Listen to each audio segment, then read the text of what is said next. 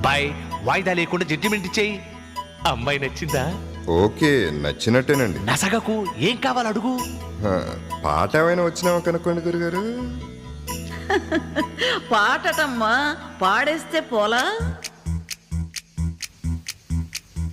కోదండ